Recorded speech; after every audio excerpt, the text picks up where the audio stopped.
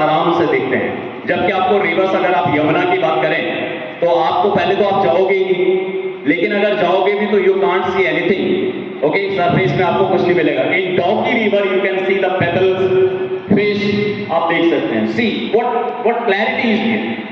और जो डॉकी से बांग्लादेश का बॉर्डर शुरू होता है, वहां पे हमारे देश के एक चीज मैं आपको बताऊंगा कि पत्थर, आपने सोचा होगा कि पत्थर किसी काम का नहीं होता, लेकिन हमारे देश के जो पत्थर हैं, बड़े बड़े बोल्डर्स हैं, बड़े बड़े पत्थर हैं, वो बांग्लादेश का, जब आप देखेंगे तो कई करीबन हजारों ट्रक आपको मिलेंगे, 2-3 किलोमीटर तक ट्रक ही ट्रक मिलेंगे, वो पत्थरों से भरे हुए।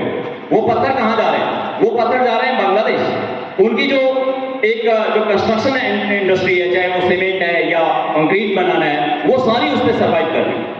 तो पत्थर का प्रयोग हम किसी को मारने के लिए भी कर सकते हैं, और पत्थर का प्रयोग वहां पे एक कंस्ट्रक्शन, पूरी इंडस्ट्री चल रही है, बांग्लादेश की पूरी कंस्ट्रक्शन इंडस्ट्री चल रही है।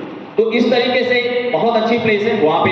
आपका जो शिलोंग है और आपके बहुत सारे ऐसे प्लेसेस हैं जहां पे, एक वहां पे विलेज है डॉकी के पास में, मॉलिंगनोंग। मॉलिंगनोंग एशिया का सबसे साफ, सबसे सुंदर, सबसे साफ गांव है।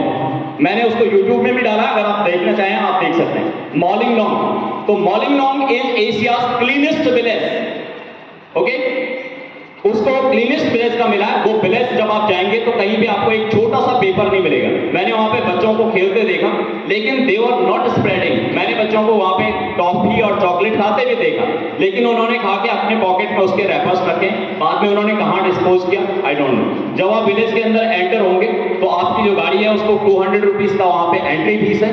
उसके बाद विलेज की जो स्ट्रीट है, सुबह 6 बजे से लेके वहां पे देखना शुरू कर दिया था कि there were cleaning all around and not even a single leaf भी आपको नहीं मिलेगी। अगर पेड़ से कोई पत्तियां गिरती हैं वो भी आपको फटाफट उठा के वो उसमें डाल देते हैं।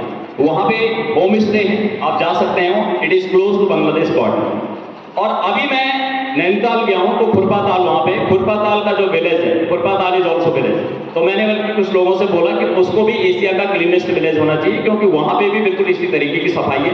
Nainital you know it is full of beauty, full of greenery. जैसे कि भव्या बता रही थी कि बादल आपको बिल्कुल छूते हुए निकलते हैं। अगर आप देखेंगे बादल आ रहा है, बादल आपको बिल्कुल आपके पास से गुजरेगा, एंड द क्लाउड, यहाँ पे क्लाउड देखना मुश्किल हो जाता है। तो there are beautiful places in the country, आप उनको विजिट कीजिए जब भी आपको मौका मिलता है, 2 डेज 3 डेज। आप पेरेंट्स को बोलिए, हम भी पेरेंट्स की जब पेरेंट टीचर मीटिंग करेंगे तो वी विल टेल देम कि हमें आपके, आप प्रोफाइल में क्या लगाएंगे। फॉर एग्जांपल आपको अपने प्रोफाइल में कुछ लगाना है, क्या लगा सकते हो?